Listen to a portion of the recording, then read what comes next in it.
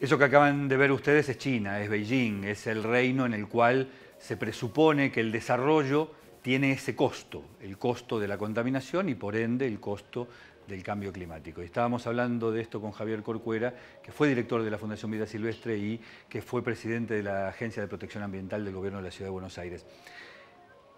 Vos decías al comienzo que todos nosotros generamos cambio climático. Ahora, ¿es posible una política que solamente esté dirigida a que cada uno de nosotros cambie su conducta? ¿Es factible que eso en algún momento alcance la envergadura suficiente como para que la globalidad del cambio climático ceda en su impacto?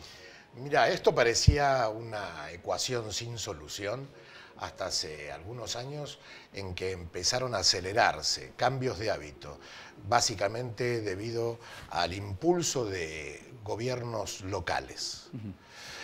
Tal vez en algunos casos uno dice, bueno, ciudades como Ámsterdam o como Rotterdam, cargadas de bicicletas, tienen la costumbre de la bici, no generan tanta contaminación, ahí es fácil. No, bueno, allí empezó un cambio de hábito después de la Segunda Guerra Mundial y hubo signos, íconos. La reina Guillermina de Holanda salió a la calle, era una señora de 60 y pico de años, salía a la calle en bicicleta. El mensaje era, muchachos, salimos de una guerra, no hay auto, hay bici, todos en bici.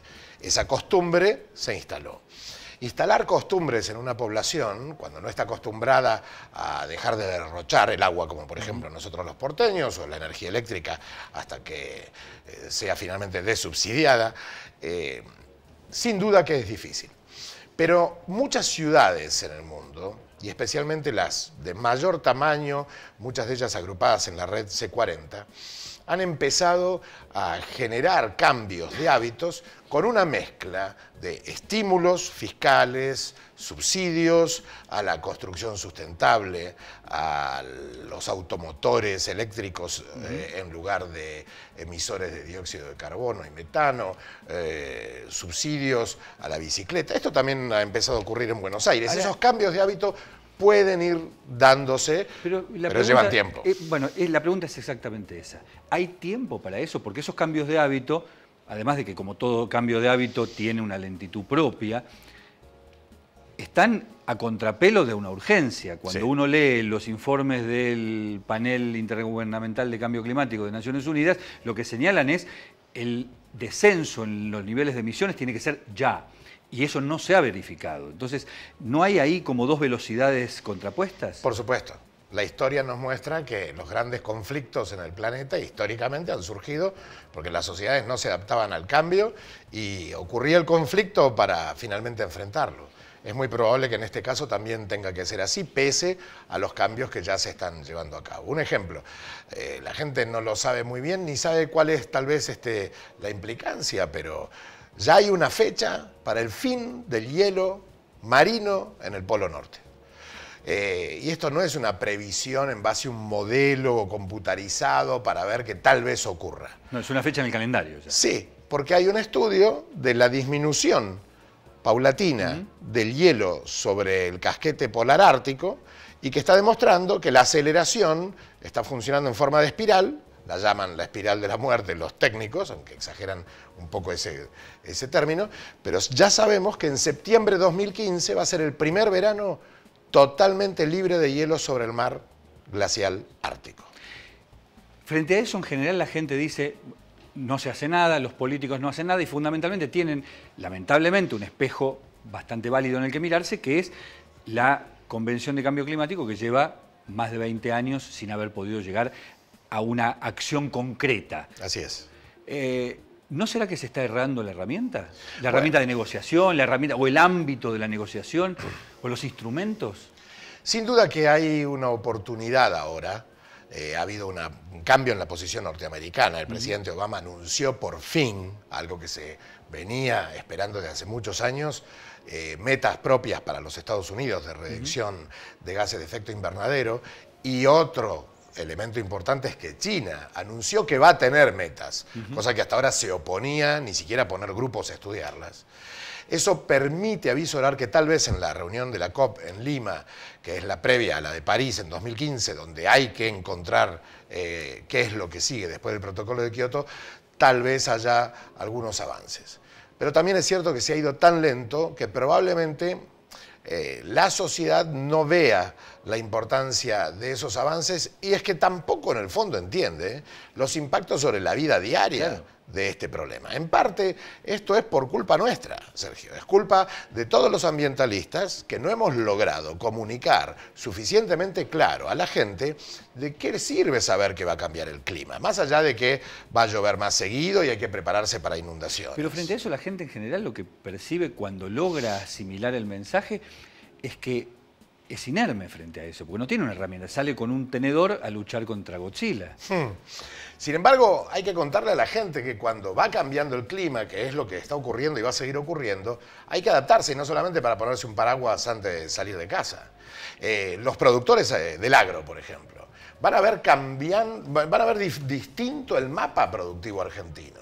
Dentro de 100 o 150 años es muy probable que ya no pueda, aunque haya posibilidad, la Pampa de tener el ganado que tradicionalmente tenía. Es muy probable que la tropicalización lleve a que tengamos que tener cebú en nuestra Pampa, el cebú brasilero.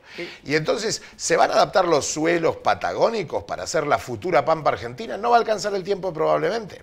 Entonces hay que restablecer, ya no una radiografía, no una foto, sino una película sobre cómo va a cambiar el suelo, el clima argentino, para poder adaptar nuestro país a las nuevas formas de producción. Bueno, ese punto me parece que es central en términos de que la Argentina suele decir institucionalmente que mucho para hacer en el cambio climático no tiene, porque su incidencia al lado de Estados Unidos, los países industrializados, India, China, etcétera, es escasa. Sí.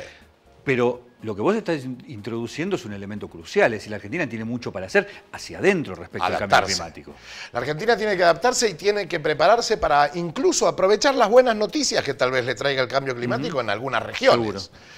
No todo va a ser catastrófico por igual en todo el país. Es cierto, sabemos que va a llover y va a haber tormentas severas cada vez más intensas en la Mesopotamia argentina, incluyendo la Pampa y la región bonaerense. Es cierto, sabemos que va a haber, y hay, cada vez menos precipitación en la zona andina, y por lo tanto se va perdiendo glaciares, con lo cual producciones como la vitivinícola en Mendoza van a estar más tensas y van a tener que adaptarse. Pero también es cierto que otras zonas van a generar oportunidades. Lo importante es que se formen equipos, es que el Estado Nacional, independientemente del gobierno que lo rija en cada turno, tenga una política de largo plazo para planificar esos cambios junto con el agro, junto con el sector forestal, incluso junto con el sector pesquero. Sabemos que el cambio climático cambia la localización de los stocks pesqueros también. La última, cortita, en este sentido que vos estás señalando, ¿no sería hora de terminar con esta idea apocalíptica de que va a desaparecer el planeta, cuando en realidad lo que va a haber es un cambio al cual alguien va a tener que adaptarse, algunos quedarán en el camino, otros podrán seguir adelante? Es una ley que lleva 4.600 millones de años en este planeta, Sergio. Las especies que más se adaptan son las que continúan. Si lo logramos, si somos lo suficientemente inteligentes, vamos a estar todavía jugando el partido. Si no lo logramos, serán otros los que lo logren. Va a haber una mejor adaptación de algunos países en particular, porque tal vez tengan más tiempo para adaptarse debido a que los impactos van a tardar más en llegar. ¿Qué países? Básicamente te diría, mirando lo que es el mapa mundial y su variación en materia de impactos de cambio climático, el cono sur sudamericano es una de esas regiones que va a tener la oportunidad de tomarse un poco más de tiempo para adaptarse. Ojalá lo sepamos aprovechar. En general los argentinos y los sudamericanos no somos de mucha capacidad de previsión, pero curiosamente, y de mirada de largo plazo. Esta va a ser quizás una última oportunidad. Pero curiosamente el cambio climático nos da una pequeña oportunidad, un pequeño respiro. Sí, parecería que sí, otra vez el Papa estará de por medio, no sabemos. Muchísimas gracias, Javier. Gracias a vos. Muchísimas gracias por haber estado ahí. Esto fue Contaminación Cero.